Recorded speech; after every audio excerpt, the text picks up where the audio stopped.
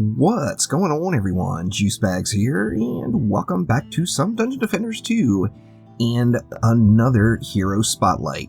This one is the final form Nuke Monk, as I really don't think there's going to be any more changes to the game that would make me want to change this build at all. I think this is the final state that you would ever need to get to thoroughly enjoy your Nuke Monk throughout the course of the game.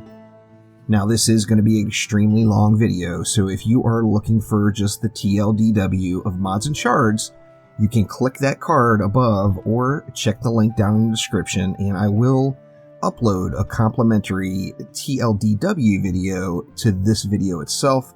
That way, if you understand how the Nuke Monk works, you don't have to watch the entire thing if you don't want to. Now, jumping right on into it, the Nuke Monk is a hero damage monk that is versatile in every situation throughout the game. It provides very nice range damage. It provides, hence the name, one-shot power that is really unequaled anywhere in Dungeon Defenders 2. And you also have enough hero health that you can still survive the onslaught of what's to come. This is a monk that you can play at any stage of the game. You can start it off right in Chaos 1 and start building your Nuke Monk and work your way up all the way into the point where you've got those Chaos 8 shards in the mix as well. And each piece of the puzzle will only make you a little bit stronger. However, as long as you cover all the pieces from the start to the end, you can play this Nuke Monk very viably in all levels of gameplay throughout the game. Now, the Nuke Monk is based off of one main thing, and that is understanding the mechanic of how your weapon swings work. The best weapon that you can use for this particular build is going to be a heavy weapon. Now, I prefer to use a 4-shot per second 5 projectile heavy weapon. However, the base of the build is going to require a heavy weapon. You can use it to a lesser effect with a medium weapon. A light weapon is out of the question. However, a heavy weapon would be optimal. It doesn't matter what weapon you're using. I'm using this stud and cock just for lulz. However, the sweet spot would be a heavy weapon with 4 shots per second and 5 projectiles. And here's the reason why. The monk with a heavy weapon has 4 stages to its normal melee attack. So we've got 1, 2, 3, and 4. Now, each one of those different types of swings through the rotation is going to hit harder than the previous one. So the first swing, of course, is going to be the base swing. The second is going to hit 33% harder than the first. The third is going to hit 33% harder than the second. And the fourth and final swing is going to hit 33% harder than the third. So each swing is going to hit harder and harder, and the most powerful of all 4 of these swings is going to be the final hit. So the 4th swing or final hit is the hit that we'll be focusing on throughout the entirety of this spotlight. Now, in addition to these swing types, there is also the jump shot. The jump shot is a number 2 swing, so it is hitting for the additional 33% value that the second swing would give you. So say you wanted to dip into a lane really quick and just nuke some baddies and get yourself a bit of Frostfire remnants or something going in a particular lane, always use a jump shot, and that is going to give you that added value. Now, the jump shot also applies anytime you are in a ragdoll state. So if you jump and you land on the top of enemies, you're going to be able to get more than one of these jump shots off as you're in that ragdoll state up above the pack of enemies. Now, as I mentioned, you've got very effective range damage as well, just lane clearing power through your shards and mods. However, the entire principle of this build is to stack multiple damage buffs onto your next hit, which you're going to make your last hit. Which means your first 3 swings you would want to miss the enemy, and then the 4th swing you want to come down on the boss. Now, obviously, this is not for killing trash mobs. This is for killing those heavy hitter bosses and mini bosses in the game. And through the trash mob clearing, you can easily just spray your ranged or secondary attack and get just a wonderful effect out of it. with the mod stacking that we're going to use. Now with this in mind, let's jump right on into the shards and how you build the Nuke Monk from the beginning. Now as I mentioned, you can start playing as a Nuke Monk with this playstyle as soon as you hit Chaos 1 and have one very important shard. That shard is going to be Crane Stance. It drops in Chaos 1, and you see mine is gilded, but you see the gilded value is each secondary attack increases the damage of the next primary attack by 106%, stacking up to 6 times. This means that by using your alternate fire, you're going to get a Crane Stance buff, and you'll see that directly under my nameplate. It will stack up to 6 times. Now you see how that instantly stacked up to 6 times? It's because I'm using the 4 shots per second and the 5 projectiles. Each projectile that lands is going to give you a different stack. So in all reality, in just a quarter of a second, in one really fast click of the button, you can automatically have 5 stacks of Crane Stance, assuming all 5 of those projectiles hit one enemy. Now we're going to want to make sure that we use that next attack, which is the attack that has a 636%, 6 times additional damage. We want that next attack to be our last hit or our 4th swing. This is the basics of the build and what everything is built off of. So the second you get Crane Stance in Chaos 1, you are good to go to start playing as a Nuke Monk. Now let's go ahead and start off the top and go through all of the shards. In the head, I'm going with Inspiration. Reduces the cooldown of your abilities by 52%. Of course, with a reduced cooldown, you're going to be able to buff yourself more often, which is your 3rd ability. Heroic Boost is going to give you a hero damage buff. So you've got a hero damage buff that you're going to stack up to go right along with that Crane Stance. Now, of course, by buffing ourselves, we want to spam it up all the time. Inspiration is going to give us the ability to keep 100% uptime on this buff. That means that as long as you're spamming it, you are always going to have this particular buff up and active. Next comes Power of the Storms. Now, obviously, if we're going to be spamming abilities, we're going to be running out of mana. Power of Storms is going to allow us to collect that mana, as we're also going to be spamming our alternate fire. Our alternate fire is going to keep Power of Storms just ticking away.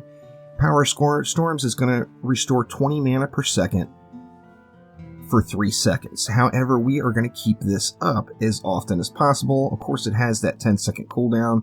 However, this is enough to allow us to keep our particular buff 100% up and active all the time. We've got a 6-second cooldown on our boost itself, and we want to make sure that we're keeping that buff going. So it is 100 mana. So without using any shards or anything to reduce, it's going to be 100 mana, and Power of Storms is going to allow you to keep your mana pool full enough to keep that buff flowing. Now, if for some reason you do run low, it's an easy fix. Spray your alternate fire for a couple of seconds, get that Power of Storms ticking, and you'll be boosting yourself right away once again. And then, of course, there is Worm Scarf. As we all know, the old saying, dead heroes do no damage. So let's reduce the amount of damage we take. Gilded, it's going to provide you a straight up 19% damage reduction from enemies. Moving on to the gloves, we've got Beacon of the Storm. Beacon of the Storm is going to be in Chaos 4. It's going to allow us to have some storm damage just bouncing around the map, which is also going to match up with our Drench, which will come at a later form, and these combined are going to provide the Electrocute combo. So you do have the Electrocute combo and an Electrocute stun going off periodically in various places of the map on any enemy that you have drenched that gets hit by this beacon. Then we're going with Critical Strike. Critical Strike is kind of a no-brainer. If it's a DPS hero, you're going to want Critical Strike on it. Critical Strike is going to drop in Chaos 1 and just needs to go in any DPS hero you're using. And then I like to use Construction. I do upgrade quite frequently during the combat phase. So of course, speeding the time that it takes these upgrades to go off is ideal. That's why I use the construction shard. Moving on to the chest, we've got Heroic Power. Heroic Power is in Chaos 5, and this is going to increase your Heroic Waves hero damage boost by 52%. So this is giving you an additional power to your buff that you're going to be spamming at every opportunity. Next we have Power Gambit. Increases your hero damage by 58%, but increases damage taken from enemies by 12%. So it seems like a pretty fair trade here. I'm going to hit them for 58% more. They're going to hit me for 12% more. Kind of a no-brainer there, and there is another aspect of this shard which we'll get back to here in a bit. And then back to that survivability. Let's get a little bit more armor and reduce the amount of damage we can take. So Bulwark is going to be a go-to shard for your chest. Now moving right along to the boots. I've got Speed Boost.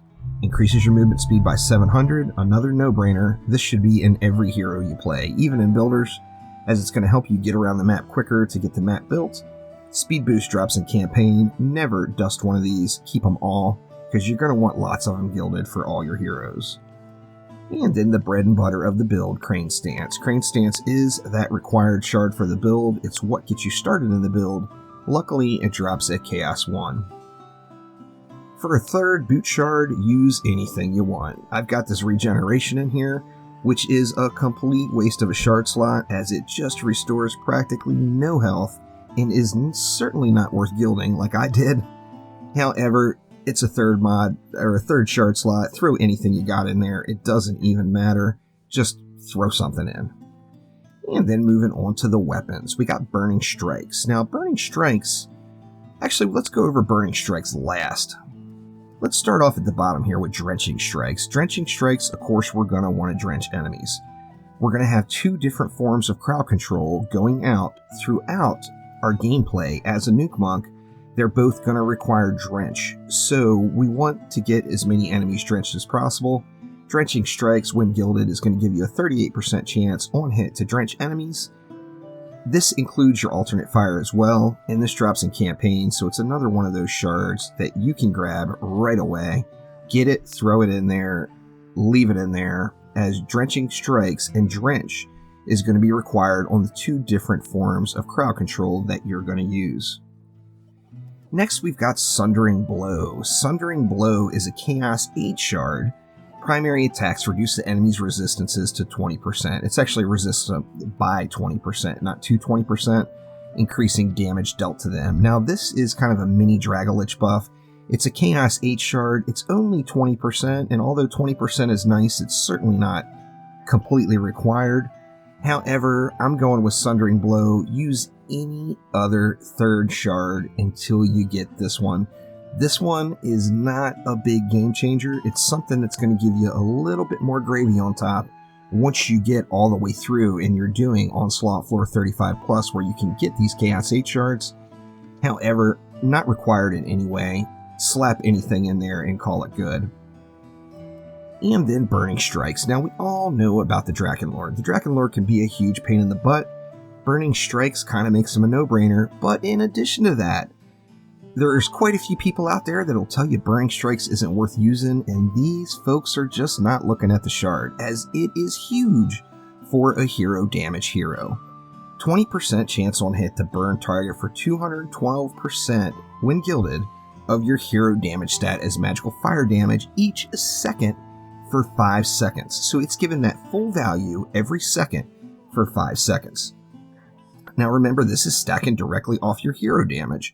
Well, what does the monk have? The monk has a wonderful little hero damage ability, and that is the boost.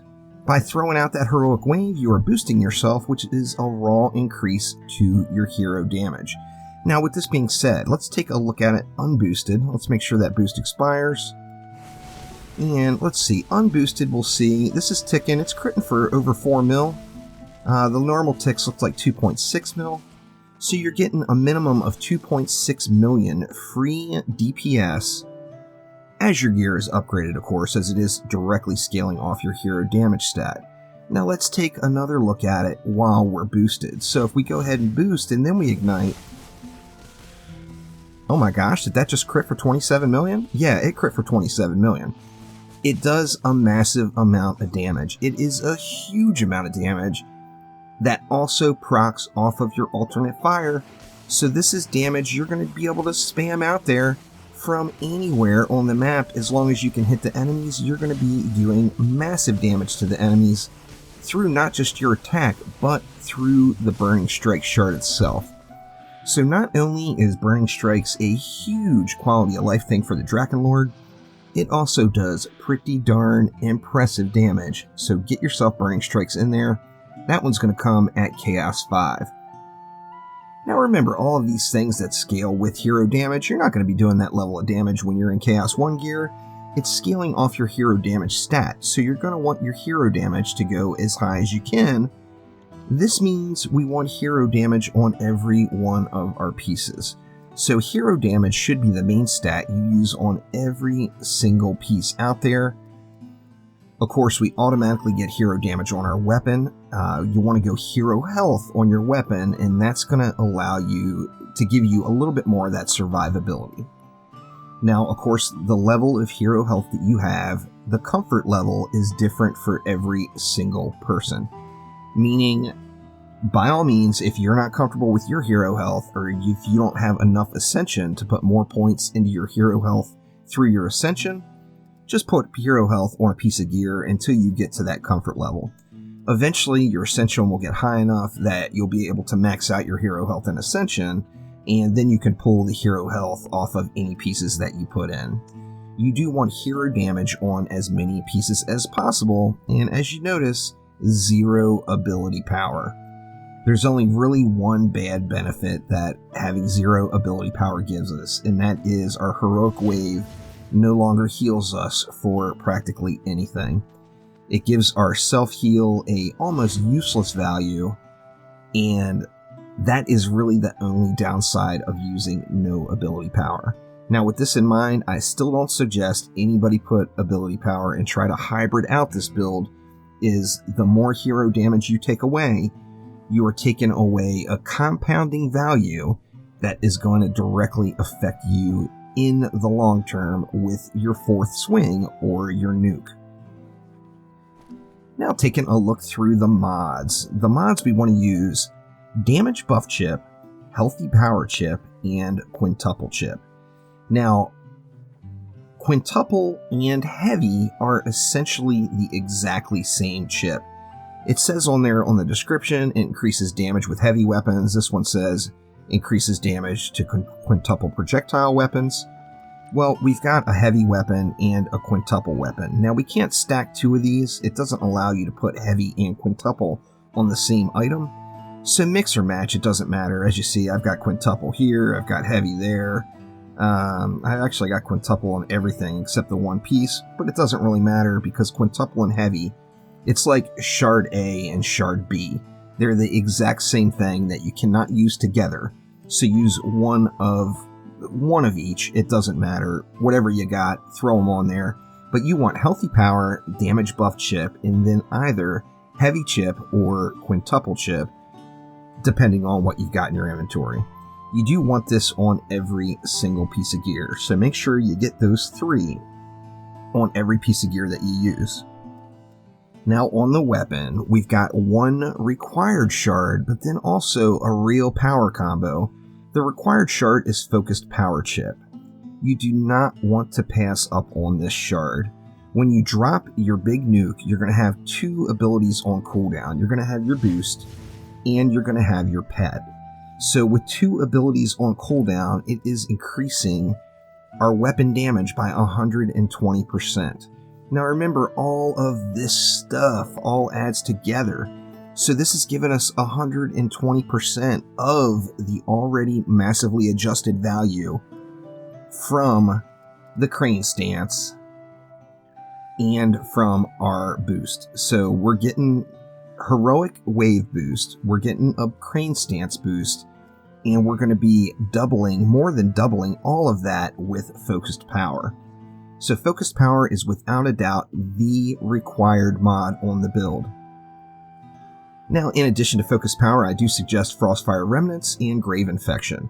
Frostfire Remnants and Grave Infection is 100% for lane clearing with a little bit of crowd control. Frostfire Remnants, of course, is on a rotation. It will drop in any Chaos tier from the Drakenfrost Keep map. Now, the Drakenfrost Keep map, of course, it has a mod that drops every week. It's on a 4-week rotation, so although it is guaranteed to get Frostfire Remnants, it's got to be the week when Frostfire Remnants is in town. Grave Infection is going to drop from either of the 2 High Seas maps. Doesn't matter which one you do. There's 10 possible mods that could drop. This is one of the 10. So just keep grinding those High Seas maps, and eventually you're going to get yourself Grave Infection.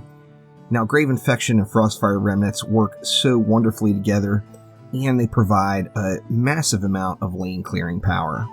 Now, in addition to the lane clearing power, we've also got the Frostfire portion of it is frost and fire damage.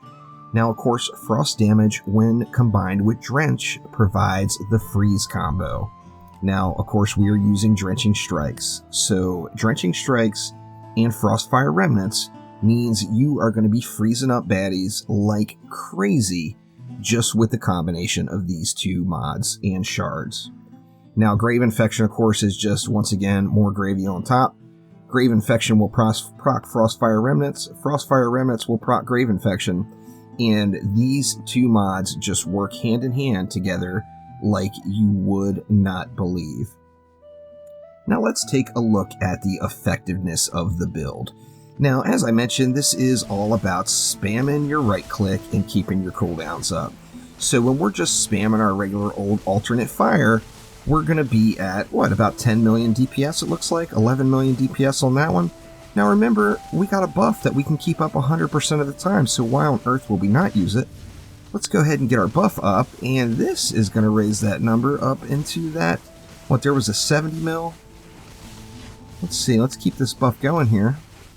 There's 30, looks like as low as 30 mil and as high as about 70 mil, depending on your crits and how often you're critting. However, it is a massive amount of lane clearing power. Now remember, the Frostfire Remnants and the Grave Infection is going to be proccing on top of this already absurd amount of damage. Now remember, this is also including not having our Dragolich active.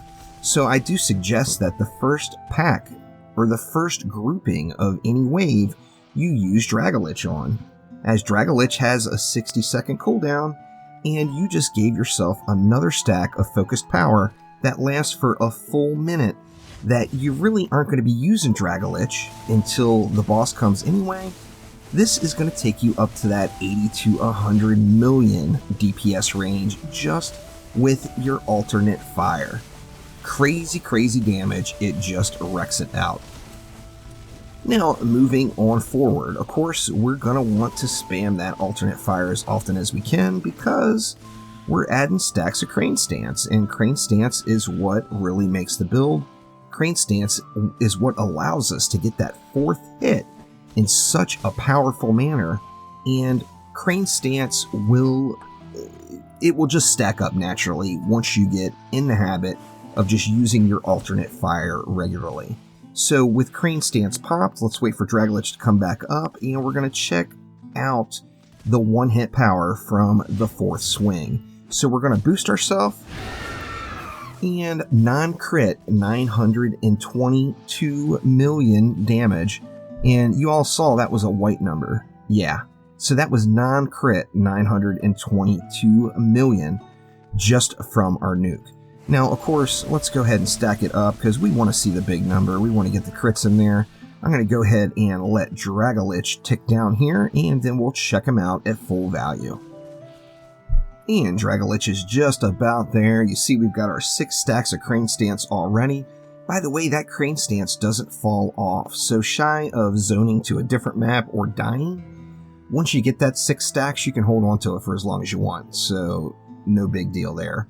So now that we've got our 6 stacks up, let's take a look at what we can get done with a crit of that 4th swing. So boost 1, 2, 3 Drago, and 1.4 billion damage off of our 4th swing. Now, as you saw as we were going through the gear, I've got some mix and match gear as far as the tiers. I've got some boots fully upgraded. I planned on decking this guy out full Chaos 8. However, I just feel like it's a waste of resources. I did go to 0 of 5 on the gloves. However, I've got both of these items at Chaos 7. I'm sure at some point I'll probably jack all this stuff all the way up to Chaos 8. However, doing 1.4 billion crits, I'm finding that it's going to get to the point in Onslaught where I'm tired of dying 20 times a wave to assassins before I get to the point where I can no longer one-hit the enemies. I have yet to find an enemy that I can't one-shot at floor 450 in Onslaught. However, I'm getting to the point where I'm dying quite frequently, and as we all know, the super duper high Onslaught floors, like floor 500 or 600 and up, greatly favor the Barbarian. So the survivability with the Barbarian makes me kind of not want to bother investing the resources here on this Nuke Monk. Like I said, I probably will eventually. However, for the moment, I'm going to save my resources and get more defenses upgraded instead. Now that is the raw one-shot power of the Nuke Monk. Now, however,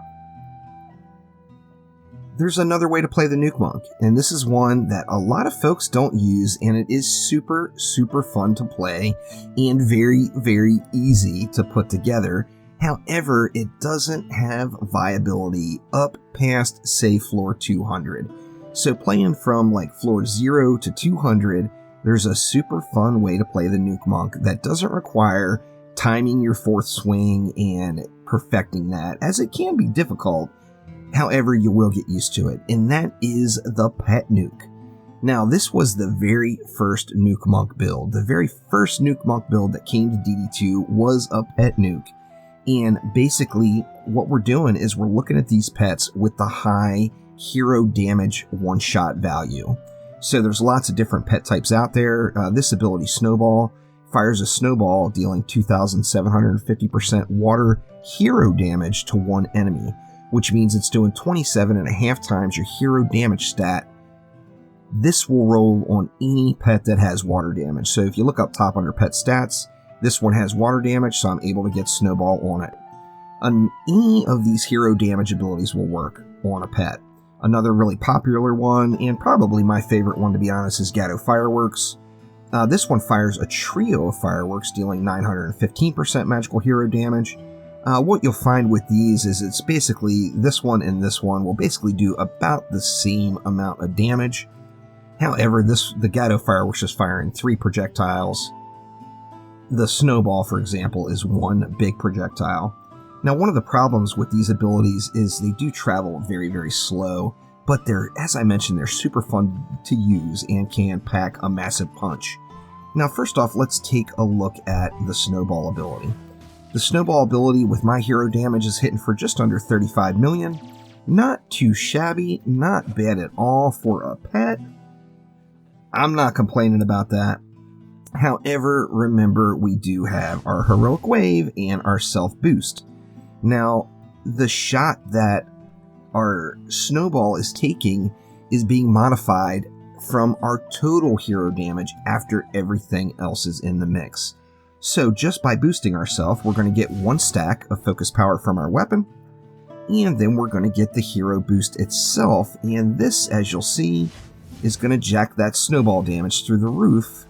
223 million you saw was the one shot. Burning Strikes did proc off on it. Yes, Burning Strikes can proc from your pet, as your pet is considered an extension of you. So 200 plus million damage with the Snowball ability. Now we take a look at the Gateau Fireworks. The Gateau Fireworks is going to basically do the exact same amount of damage. If we go ahead and pop it, and we see it was 3 shots for 74 million each, going to total about the same amount of damage. The reason I said I like Gateau Fireworks more than like the Snowball ability is just the travel speed. Gateau Fireworks goes through the air very quickly and allows you to do some really long-range snipes. So say, you know, that dummy over there is an ogre and we're way over here. There's no reason for us to shoot at him. There's no reason for us to run over there. We can just go ahead and boost ourselves and then pop Gateau Fireworks. And we see we're going to knock out that 223 million damage from across the map. Now this is a super fun way to play, and it makes your pets feel important. It allows you to do some pretty nice map-wide snipes that are just ridiculous with your pets. I highly recommend, just for lulz, if nothing else, everyone try out using the Gateau Fireworks or the Snowball or the Table Flipper or any of the other hero damage pets that have an ability that scales right off of hero damage. Betsy's projectile will work, although it's not quite as effective. Already mentioned Table Flipper. Rock Toss is really good. There's just tons and tons of abilities. Just look at the pet ability. Any of them that scale off of hero damage is going to be the one you want to use. Now taking a peek through our Ascension. Of course, it's going to follow the basic rules of Ascension. All heroes do. They're all pretty much the same. We're going to go with hero crit chance first, then hero crit damage, then we're going to get into our quality of life stuff with more ability mana and faster run speed. In the defense category, put it into whatever defenses you're building with that hero. And in the offense category, we've got one important one, and that is heroic boost damage. You're going to want to get 20 points into heroic boost damage right away. After that, get to your comfort level with hero health first. Once you get to a comfort level with hero health, put all your other points directly into hero damage. Now, of course, as you get those maxed up, you can start filling out the other things. I've got 20% or 20 points into the heal for no reason, because I have no ability power, so it still heals really, really badly. However, I put it in there, and I'm just kind of filling out the other slots as I go. So that will do it for the Nuke Monk. This, as I mentioned, I just don't foresee anything changing with this particular monk build. If you decided that you wanted to push higher than, say, floor 600, and you want to stick with the monk, and you're afraid you're no longer going to one-shot the enemies, it's real easy. You get rid of Frostfire Remnants and Grave Infection, and you go with 2 anti-mods. You can go with anti-melee and anti-ranged, and that alone would cover every mob in the game with the exception of the support enemies.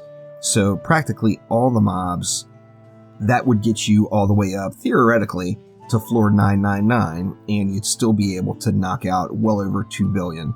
In fact, I'm actually pretty confident I'd be able to get over 2 billion if I had all of my pieces fully upgraded to Chaos 8. Since I don't, I'm not hitting the damage cap, which 2 billion, of course, is the damage cap.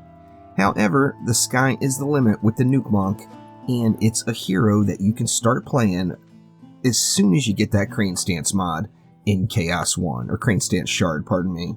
So once again, get Crane Stance, start building it. The more pieces of the puzzle you put together, the stronger you're going to be. However, just with Crane Stance alone in Chaos 1, you're still going to find yourself one-shotting all of those Chaos 1 bosses. So that will do it for now. Thank you all once again for watching.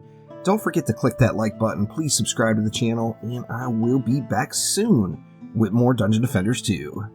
Thanks again. I'll see you next time.